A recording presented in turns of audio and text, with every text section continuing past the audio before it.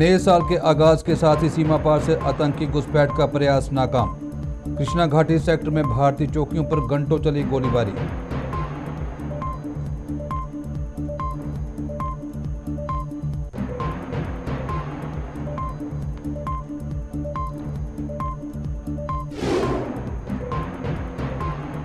देश भर के साथ साथ रियासत में भी ट्रैफिक वीक शुरू।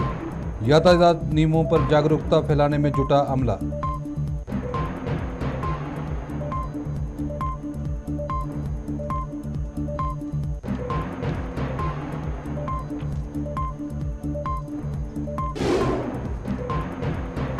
रियासत भर में शीतलहर से लोग ठिठुरने को मजबूर।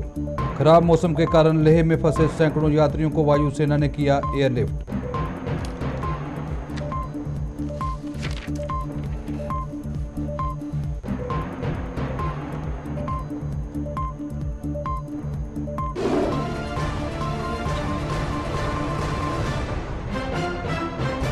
नमस्कार, हेडलाइंस टुडे के अंक में आपका स्वागत है। अब समाचार विस्तार से।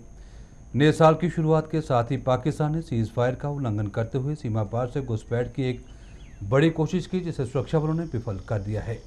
पाकिस्तान ने बीती रात गोलीबारी के बीच घुसपैठियों के एक दल को इस ओर धकेलने की कोशिश की, जिसमें वह नाकाम रहा। जिला पुंछ के कृष्णा घाटी सेक्टर में पाकिस्तान ने अपने भट्टल सेक्टर से रोजा और डाकू पोस्टों से बीती रात भारत की क्रांति 1, क्रांति 2, किरपान और नांगी टेकरी चौकियों पर जबरदस्त फायरिंग करते हुए आतंकियों को इस ओर धकेलने की कोशिश की, लेकिन सीमा पर तैनात 3 ग्रेनेडियर और बीएसएफ के 135वीं बटालियन के जवानों ने इस गोलीबारी का मुंह तोड़ जवाब देते हुए घुसपैठ के इस प्रयास को विफल बना दिया। ये फायरिंग करीब 2 घंटे तक जारी रही, जिसके बाद एलओसी पर एहतियातन तलाशी अभियान शुरू कर दिया गया। इससे पहले भी पाकिस्तान ने शनिवार रात और रविवार तड़के बलनोई सेक्टर में घुसपैठ के इरादे से भारतीय चौकियों को निशाना बनाया था, लेकिन उसे मुंह की खानी पड़ी थी।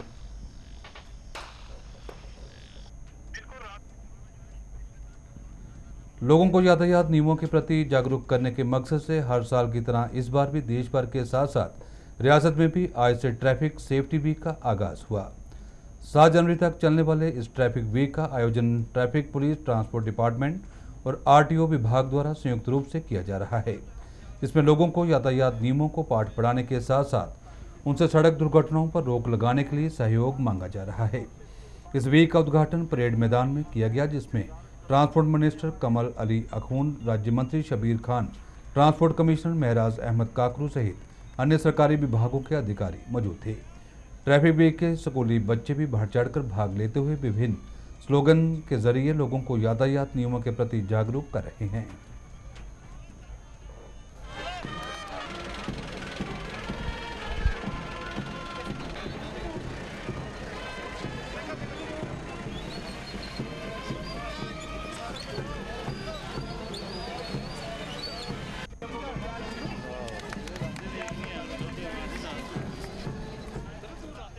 हमारी कोशिश है कि इस मकसद इस ट्रैफिक वीक का ये होता है कि रोड एक्सीडेंट्स जो हैं वो कम हो, और कोशिश ये की जाए कि लोगों को अवेयर किया जाए ताकि रोड एक्सीडेंट्स कम हो, नंबर 1। नंबर 2, ट्रैफिक डिसिप्लिन जो है वो उसकी अवेयरनेस दी जाए। तो जैसे आप लोग जानते हैं कि एक महीने में हमारे जम्मू जोन में तकरीबन 60 लोग, एवरेज 60 लोगों की डेथ होती है। जो कीमती जाने हैं, अनमोल जाने हैं, वो हम खो देते हैं। ट्रांसपोर्ट कमिश्नर महराज अहमद काकरू ने कहा कि चूंकि 78% हादसे चालकों की लापरवाही से होते हैं, लिहाजा इस एक हफ्ते के दौरान इन हादसों पर लगाम लगाने पर ज़्यादा जोर दिया जाता है। उन्होंने कहा, सड़क दुर्घटनाओं को रोकने के लिए सभी को मिलजुल कर उचित फैसले लेने चाहिए। काकरू ने कहा, मीडिया पहले भी इस मुहिम में सहयोग देता आया है और उम्मीद है कि इस बार भी वो अपने फर्ज को इसी तरह से निभाएगा। चाहे वो ट्रांसपोर्ट से जुड़े लोग हों, चाहे वो दूसरे कोऑर्डिनेटिंग डिपार्टमेंट, चाहे आरएनबी है, ट्रैफिक पुलिस है, ट्रांसपोर्ट डिपार्टमेंट है, हम सबको मिल के रोड सेफ्टी के बारे में प्रोएक्टिव डिसीजंस लेने हैं। तो उम्मीद है कि जो इसमें मीडिया है, मीडिया भी एक पॉजिटिव रोल जैसे मीडिया अंजाम दे रहा है, इसमें भी एक वो पॉजिटिव रोल, एक प्रोएक्टिव रोल अदा करेंगे। उधर ट्रैफिक वीक की शुरुआत के साथ ही लोगों को यहां यातायात नियमों के प्रति जागरूक किया जा रहा है। वहीं जगह जगह लगे नाकों पर कईयों के चालान भी काटे जा रहे हैं। डीआईजी ट्रैफिक शकील बेग स्वयं इस मुहिम में भाग लेते हुए यातायात नियमों को उल्लंघन करने वालों को जुर्माने कर रहे हैं।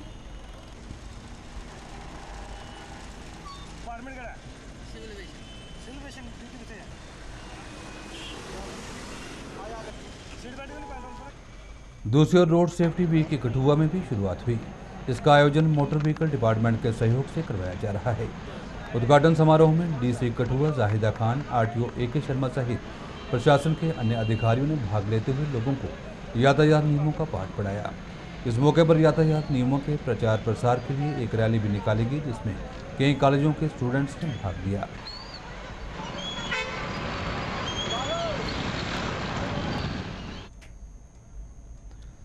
समूचे उत्तर भारत के साथ साथ रियासत में भी ठंड का प्रकोप कम होता नजर नहीं आ रहा। मैदानी इलाकों को यहां शीतलहर और कोहरे ने पूरी तरह से जकड़ रखा है। वहीं पहाड़ी इलाकों में बर्फीली हवाओं के चलते तापमान के लुढ़क जाने से ठंड में लगातार इजाफा हो रहा है, जिससे रियासत भर में जनजीवन पूरी तरह से अस्त व्यस्त हो गया है। ठंड से बचने के लिए हर कोई अपने अपने तरीके से प्रयास करता नजर आ रहा है। जम्मू के बाजारों में भी ग्राहकों की भीड़ कम नजर आ रही है, जिसमें वे दुकानदार वर्ग का व्यापार भी अच्छा खासा प्रभावित होकर रह गया है। वहीं हाईवे पर कुछ जगहों पर हुई बर्फबारी से हुई फिसलन के चलते जम्मू श्रीनगर राष्ट्रीय राजमार्ग पर दो तरफा यातायात की बहाली नहीं हो पा रही। आज जम्मू से श्रीनगर के लिए यातायात बहाल किया गया, जबकि घाटी से जम्मू की ओर किसी भी गाड़ी को आगे बढ़ने की इजाजत नहीं दी जा रही। वहीं घने कोहरे का असर हवाई और रेल यातायात पर भी पड़ रहा है।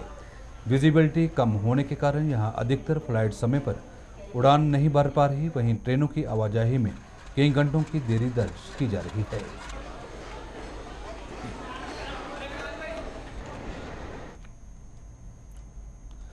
उधर खराब मौसम के कारण लेह में पिछले कई दिनों से फंसे यात्रियों की मदद के लिए भारतीय वायुसेना ने आज पहल की और लेह में आज मौसम साफ रहने के चलते उन्हें जम्मू पहुंचाया गया। इस सिलसिले में भारतीय वायुसेना की IL-76 एयरक्राफ्ट लेह में 204 यात्रियों को लेकर जम्मू के टेक्निकल एयरपोर्ट पहुंचा, जिसमें उन्होंने राहत की सांस ली। लोगों ने उनकी मदद के लिए आगे आने के लिए भारतीय वायुसेना का आभार जताया है। उन्होंने कहा, खराब मौसम के कारण वो पिछले कई दिनों से लेह में फंसे हुए थे, जिसके उनके ज़रूरी कामकाज में बाधा आ रही थी, लेकिन वायुसेना ने उनकी मदद के लिए हाथ आगे बढ़ाया है, जिसके वो आभारी हैं।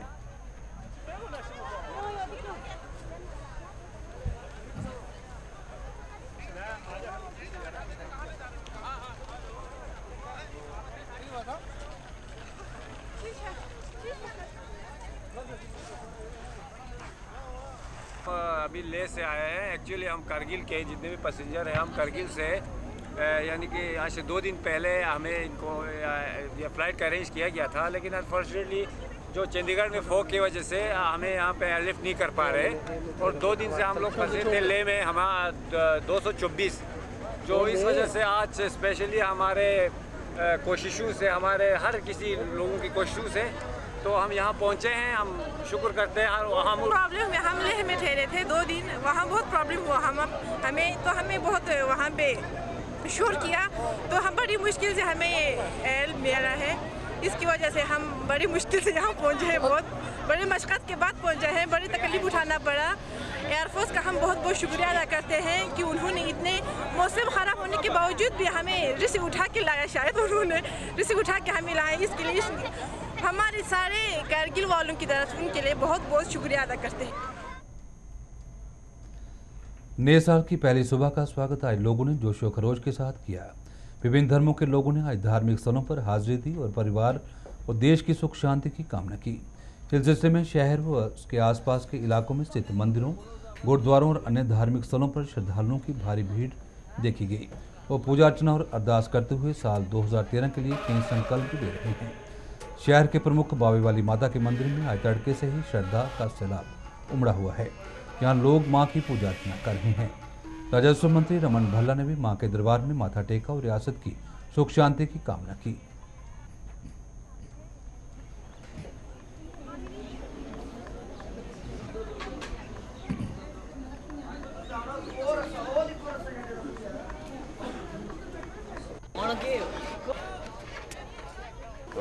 तलबा भक्तजन बन के माता का आशीर्वाद प्राप्त करने के लिए यहाँ पे आए हैं।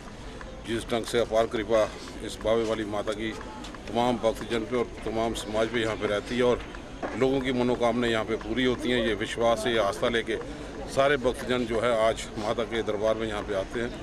उम्मीद करता हूँ कि इसी ढंग से अपार कृपा माता की पूरे समाज में बनी रहे, हमारी रियासत में बनी रहे, हमारी रियासत खुशहाल हो और हम भाईचारे को मजबूत करते हुए आगे अपने कदम बढ़ा पाएँ।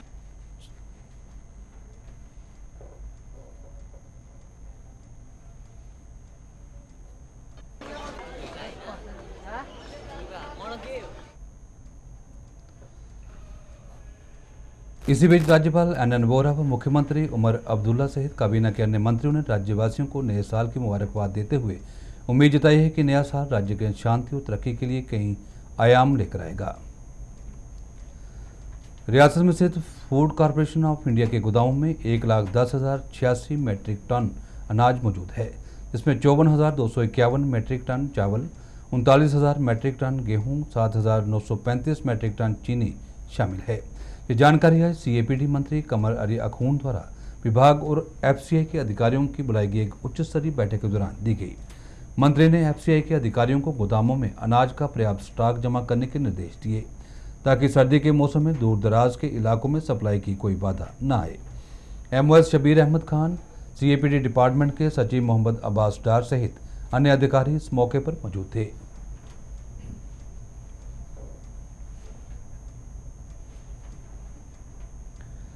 भद्रवाह टूरिज्म डेवलपमेंट का आज नए साल का कैलेंडर जारी किया गया।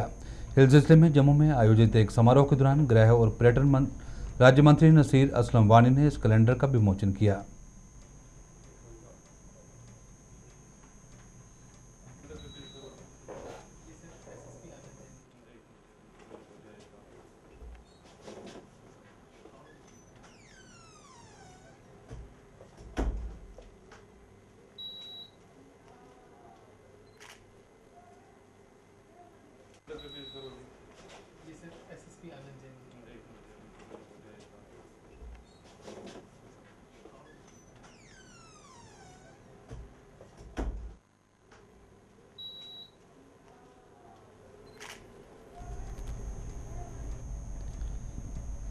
दिल्ली गैंगरेप मामले में विरोध में स्वर अभी देश भर में थमे नहीं है कि रियासत में भी गैंग रेप जैसे मामले लगातार सामने आ रहे हैं। गरोटा के जंगलों में एक युवती के साथ गैंग रेप की घटना के बाद जिला राजौरी की तहसील नौशहरा में भी एक महिला के साथ गैंग रेप की घटना ने इंसानियत को एक बार फिर से शर्मसार कर दिया है। हालांकि इस मामले में पुलिस ने 3 आरोपियों में से 2 को गिरफ्तार कर लिया है, जबकि एक अभी भी फरार है।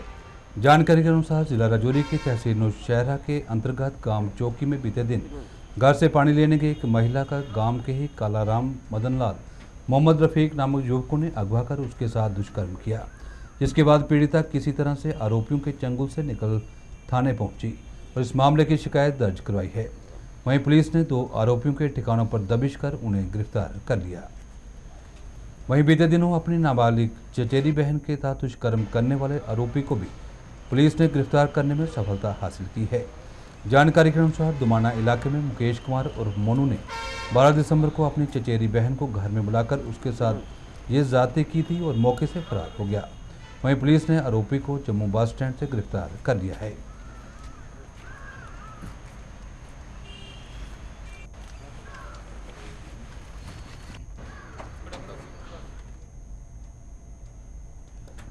घाटी के जिला पुलवामा में कानून व्यवस्था खराब होने के चलते लगाया गया कर्फ्यू आज हालात सामान्य होने से हटा लिया गया। पिछले शुक्रवार को जिले में फायरिंग की घटना में करीब आधा दर्जन लोगों को घायल होने के बाद वहां हालात नापूर्ण हो गए थे, जिसके चलते प्रशासन ने वहां कर्फ्यू नाफिज कर दिया था। वहीं पुलिस प्रशासन हालात पर नजर रखे हुए है और सरकार ने इस पूरे मामले की न्यायिक जाँच के आदेश दे दिए हैं। श्री महाराजा गुलाब सिंह हॉस्पिटल यानी SMGS अस्पताल में सामने आए एक दंपति के नवजात को बदले जाने के मामले तूल पकड़ता जा रहा है। नवजात के पिता ने आरोप लगाया है कि प्रबंधन ने ये काम एक सोची समझी साजिश के तहत किया है, जिसकी आवाज़ उनके द्वारा उठाए जाने के बाद अब उन्हें यहाँ प्रताड़ित कर घर जाने के लिए दबाव बनाया जा रहा है। उन्होंने कहा, जब तक मामले की जाँच पूरी नहीं होती वे अपने घर नहीं जाएंगे। के रिपोर्ट के मुताबिक मतलब मेरे बेटे ने जन्म लिया था और मतलब 1 घंटे के बाद वो मेरे हाथ में लड़की थमा रहे थे और मैंने वो लड़की भी एक्सेप्ट की है, लेकिन मैंने वो लड़की तब तक एक्सेप्ट की है जब तक इसका मतलब DNA टेस्ट हो, मुझे क्लियर रिपोर्ट सामने आएगी कि ये मेरी बच्ची है या किसी और की बच्ची है। तो इससे मतलब ये मतलब अब हमें मतलब ये बोल रहे हैं कि आप कल मतलब घर जाओ, तो हम मतलब जब तक ना हमारी क्लियर रिपोर्ट सामने आती है तब तक हम यहाँ से हिलेंगे नहीं, ताकि हमारी अगर हमारी लाश भी लेंगे यहाँ वो भी मुझे मंजूर है, लेकिन जब तक ना मुझे अपना बेटा वापस मिलेगा तब तक मैं यहाँ से नहीं हिलूँगा। हरासमेंट भी डिप्रेस भी करते हैं कि अगर DNA रिपोर्ट गलत आई तो हम आपके ऊपर केस करेंगे। तो वो कैसे मतलब मेरे ऊपर केस कर सकते हैं जबकि मेरे पास मतलब बहुत सारे विटनेस मतलब मौजूद हैं। इन्होंने इतने बंदों को बोला, तो फिर ये कैसा मजाक था अगर ये बोल रहे हैं कि ये मेरी बेटी है, तो पहले 1 घंटे तक इसको मेरा बेटा कैसे बनाया। वही नवजात को जन्म देने वाली अफरोज़ा बेगम का आरोप है कि उसे ऑपरेशन थिएटर में लड़का होने की जानकारी दी गई, जबकि बाद में उन्हें लड़की थमा दी गई। जिस टाइम मुझे ऑपरेशन हुआ, जिस टाइम मेरा बच्चा पेट में से निकाला और मैडम ने मुझे बोला कि आपको बेटा बना, मुबारक की बात है, आपको बच्चों का भी ऑपरेशन करेंगे। मैंने बोला मेरा पति बाहर है गेट के सामने, इससे पूछो। फिर इसको पूछा कि आपको बेटा बना, आपकी मिसेस को बच्चों का ऑपरेशन करेंगे। बाद में उन्होंने मुझे उधरी ऑपरेशन थिएटर पर ही बोला कि नहीं बेटा नहीं था, आपको बेटी थी। और मेरी आँखों पर उसी टाइम उन्होंने पट्टी बांधी। जिस टाइम मुझे बोला था कि आपको बेटा बना, मैं देखने लगी, उन्होंने मुझे ज़बरदस्ती पट्टी बांधी आँखों पे, तो दबा कर मुझे रखा। वहीं अस्पताल अध्यक्ष ने दंपति पर लगाए जा रहे आरोपों को खारिज करते हुए कहा कि मामले की जांच के लिए विभागीय कमेटी का गठन किया गया है और पुलिस भी इस मामले की जांच कर रही है।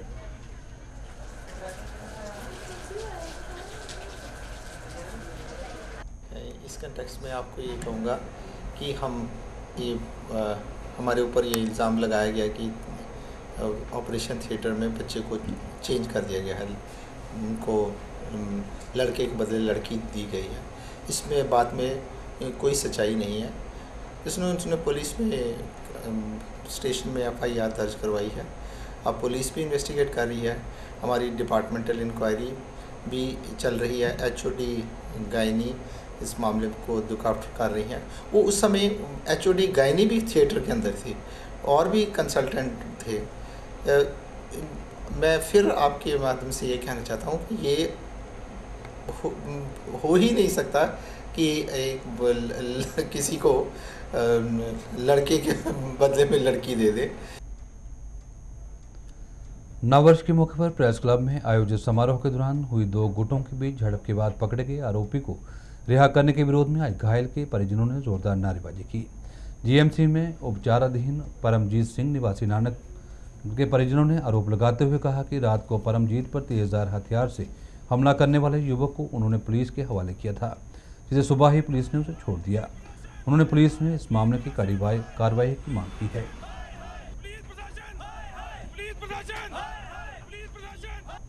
प्रेस क्लब में यहाँ कुछ लड़कों ने आके एक लड़के को मारा, वहाँ पे राड से कृपान से उन्होंने उनको मारने के बाद पुलिस के हवाले SHO जी साहब के हवाले करके आए थे हम उस लड़के को कि ये पुलिस यहाँ पे लड़के की हालत एकदम गंभीर है। टांग में उसकी 2 जगह फ्रैक्चर हुआ है, उसके मुंह पे सिर पे काफ़ी जगह लगी हुई है। और सुबह उन्होंने हमें बुलाया था कि आके यहाँ पे आपने अपनी रिपोर्ट लिखवानी है। हम रिपोर्ट लिखवाने पहुँचे, उन्होंने ये नहीं बताया कि लड़का कहाँ है। हमने पूछा लड़का कहाँ है, वो बोलने लगे उसके पेट में दर्द था और हमने उसको रात को छोड़ दिया। हमें डर है कि वो दोबारा हमारे जो रिलेटिव हैं उन पे आके आक्रमण ना करे, कुछ भी कर सकता है। अगर पुलिस ही ऐसी होगी तो हमारे आम नागरिक का क्या होगा? Police protection, police protection. प्राकृतिक और अन्य आपदाओं के दौरान चलाए जाने वाले बचाव अभियान की जानकारी के प्रचार प्रसार के मकसद से बिश्नाह में लगाया गया 5 रोज़ा सिविल डिफेंस कैंप आज संपन्न हुआ। सिविल डिफेंस वॉलंटियर्स के साथ साथ आम लोगों को ये जानकारियां देने के लिए बिश्नाह के खैरी गांव में लगाए गए इस कैंप के अंतिम दिन आज भी सिविल डिफेंस इंस्ट्रक्टर्स ने राहत कार्यों के बारे में विस्तार से बताया। सिविल डिफेंस के अधिकारियों सहित नायब तहसीलदार कपिल कांत खजूरिया भी इस मौके पर मौजूद थे, जिन्होंने इस कैंप के बारे में विस्तार से बताया। जब आपने ये कार्रवाई की, फिर देखना लुक लिसन एंड सीन, कोई गाड़ी या कोई एम्बुलेंस दे करके इमीडिएटली हॉस्पिटल्स को पहुंचाना। खैरी तहसील कुशनाह में हमने एक सिविल डिफेंस का ट्रेनिंग प्रोग्राम शुरू किया था। ये 5 रोज़ा प्रोग्राम था। इसमें गाँव वासियों को सिविल डिफेंस के बारे में बताया गया और सिविल डिफेंस का जो ट्रेनिंग होती है वो ट्रेनिंग इनको दी गई, जिसमें इनको सिखाया गया कि रेस्क्यू ऑपरेशन ड्यूरिंग अर्थक्वेक कैसे करना है, अगर किसी जगह आग लग जाती है, फायर फाइटिंग और स्नेक बाइट्स और अदर जो नेचुरल क्लाइमेटीज़ हैं जैसे फ्लड्स वगैरह हैं, तो उसमें रेस्क्यू ऑपरेशन को किस तरह से अंजाम देना है वो इन लोगों को ट्रेनिंग दी गई। तो लोगों ने काफ़ी बढ़ चढ़ कर इसमें हिस्सा लिया है और सैनी साहब हमारे, इन्होंने उनकी जो टीम थी सिविल डिफेंस की जम्मू से आई थी, इन्होंने इनको काफ़ी ट्रेनिंग दी है। तो गाँव वालों ने काफ़ी उत्साह दिखाया है इसमें। एडवोकेट MS कुरैशी को नेशनल सेकुलर फोरम के लीगल सेल का संयोजक बनाया गया है, जबकि साहिल शर्मा एडवोकेट नदीम मिर्जा को सह संयोजक की जिम्मेदारी दी गई है। ये जानकारी आई फोरम के प्रधान विकास शर्मा ने जम्मू में बुलाई गई एक पत्रकार वार्ता के दौरान दी। उन्होंने कहा, जो युवा गलत तरीके से कई मामलों में फंस जाते हैं, उनकी मदद व मार्गदर्शन के उद्देश्य से ही इस सेल के लिए गठन किया गया है। आज हमने अपना लीगल सेल बनाया है। लीगल सेल में आज हमने अपनी स्टेट की जो टीम की गठन किया है, जिसको हमारे एडवोकेट हमारे MS कुरैशी जी जो होंगे वो कन्वीनर होंगे और इसी के साथ जो 2 को कन्वीनर होंगे, एक साहिल शर्मा जी हैं, एक एडवोकेट नदीम मिर्जा जी हैं और साथ में मेंबर रहेंगे आशिक भट्ट जी हैं, अनायत अली जी हैं और मेंबर भी बीच में होंगे। मेन मकसद यही होगा कि हमारे जो नौजवान हैं जो गलत केसों में फंस जाते हैं, कुछ ऐसे लोग गरीबी सतह से नीचे हैं, जो लोग अपना केस नहीं लड़ सकते, उनके लिए हेल्प की जाएगी। इसी तरह के जो इशू होंगे। चोरों ने बिश्नाह के बीचों बीच स्थित एक दुकान और सेंध मारीकर पुलिस को खुली चुनौती दी है। चोरों ने बीती रात कुलदीप जनरल स्टोर के ताले तोड़कर अंदर रखे नोटों के कुछ हार और गड्डियों पर हाथ साफ कर दिया, जिसकी जानकारी आई सुबह दुकान के मालिक कुलदीप शर्मा को तब मिली जब वह रोजमर्रा की तरह सुबह दुकान खोलने पहुंचा। वहीं पुलिस ने इस सिलसिले में केस दर्ज कर चोरों की तलाश शुरू कर दी है।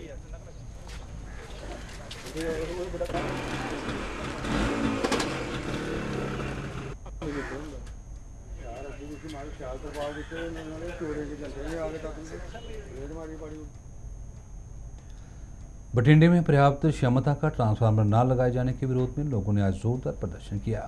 बिजली विभाग के खिलाफ नारेबाजी करते हुए लोगों ने आरोप लगाया है कि विभाग ने हाल ही में इलाके में जो ट्रांसफार्मर लगाया है वो लोड नहीं उठा रहा।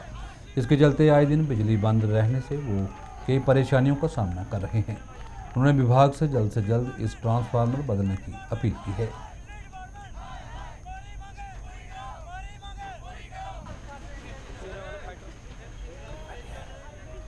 4 दिन तो हो गए बिल्कुल बिजली है ही नहीं। परसों ट्रांसफार्मर लाया तो 1 दिन के बाद ये बिल्कुल खत्म हो गया। इधर 400 का होना चाहिए जो कि लोड उठा सकेगा। आबादी ज्यादा है, ये लोड बिल्कुल नहीं उठा सकता। मस्जिद का देखो, मस्जिद में जाओ देखो, पानी नहीं है, कुछ भी नहीं है। 400 वोल्टेज की ट्रांसफार्मर की जरूरत है, यहाँ 250 वोल्टेज का ट्रांसफार्मर लगाया गया है। इस तरह की प्रॉब्लम आ रही है यहाँ पे। प्रॉब्लम है, हमारी घरों में लाइट नहीं है, मस्जिदों में हमारी अजानें नहीं हो रही हैं, इसलिए हमारी गुजारिश है कि जल्द से जल्द ये ट्रांसफार्मर लगाया जाए ताकि हमारा सबका मसला 400 वाट का ट्रांसफार्मर लगाया जाए तो जल्द से जल्द हमारा मसला हल हो सके।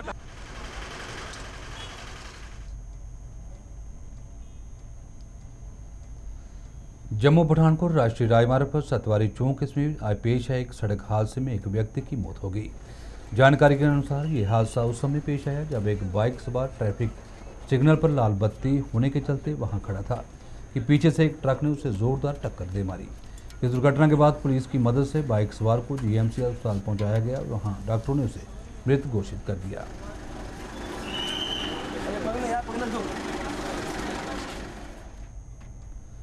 पार्टी की नीतियों को आमजनों के हित में बताते हुए आज के युवा पीपल्स डेमोक्रेटिक पार्टी में शामिल हुए। इस सिलसिले में नगरोटा स्थित पार्टी कार्यालय में आयोजित एक कार्यक्रम के दौरान कई युवाओं ने पार्टी का दामन थामा, जिनका PDP के वरिष्ठ नेता रशीद मलिक और कुलदीप शर्मा सहित अन्य पदाधिकारियों ने फूल मालाओं से स्वागत किया।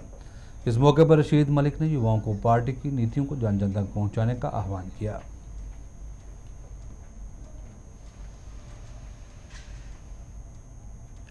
वहीं नेशनल कॉन्फ्रेंस की नीतियों से प्रभावित होकर आज जम्मू यूनिवर्सिटी के कई छात्रों ने आज नेशनल कॉन्फ्रेंस स्टूडेंट यूनियन का दामन थामा, जिनका यूनियन के राज्य प्रधान राकेश चिब ने फूल मालाओं से स्वागत किया। इस दौरान अमन सिंह को जम्मू इकाई के संयुक्त सचिव की जिम्मेदारी सौंपी गई है। नेशनल कॉन्फ्रेंस जिंदाबाद, नेशनल कॉन्फ्रेंस जिंदाबाद, एनसीएसयू। देश की रक्षा के लिए अपने प्राणों की आहुति देते हुए शहादत का जाम पीने वाले शहीदों को आज विजयपुर में गांव घोड़ासलाथी में भावभीनी श्रद्धांजलि दी गई। इस सिलसिले में गांव में बने वार मेमोरियल पर आयोजित एक समारोह के दौरान पूर्व सैनिकों के अलावा स्कूली बच्चों और अन्य लोगों ने शहीदों को नमन किया और उनकी शहादत पर प्रकाश डाला। के हाकू स्टेडियम में जारी वुमेन हॉकी टूर्नामेंट 2012 में आज 2 मैच खेले गए। इनमें से एक मैच में कोचिंग सेंटर की टीम ने एसओएस को 1-0 से हराया, जबकि एक अन्य मैच में एपीएस मुट्ठी ने महिला कॉलेज परेड को शिकस्त देकर बढ़त हासिल की।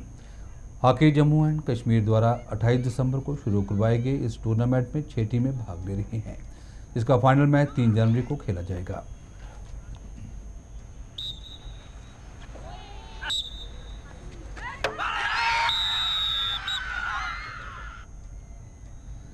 त्रिपुरा और जम्मू कश्मीर के बीच खेला गया ग्रुप सी पर रणजी मैच ड्रा हो गया।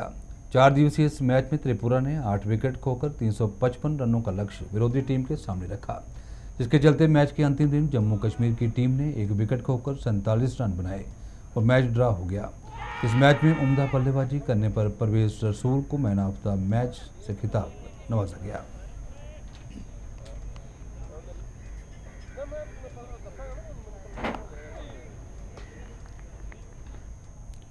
तो समाचार के अंत में ही नजर डालते हैं आज की मुख्य सुर्खियों पर।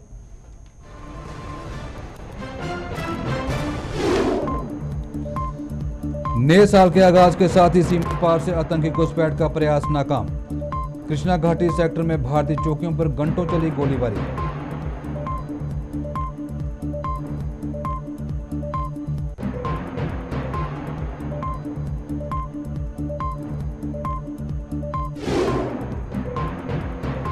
देश भर के साथ साथ रियासत में भी ट्रैफिक वीक शुरू, यातायात नियमों पर जागरूकता फैलाने में जुटा अमला।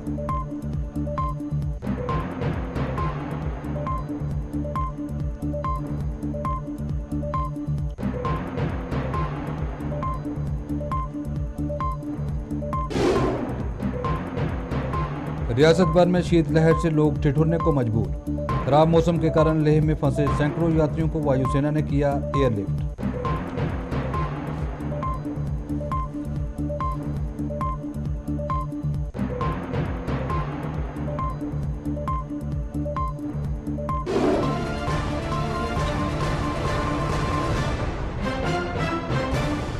हेडलाइंस टुडे के अंक में बस इतना ही। इजाजत दीजिए, नमस्कार।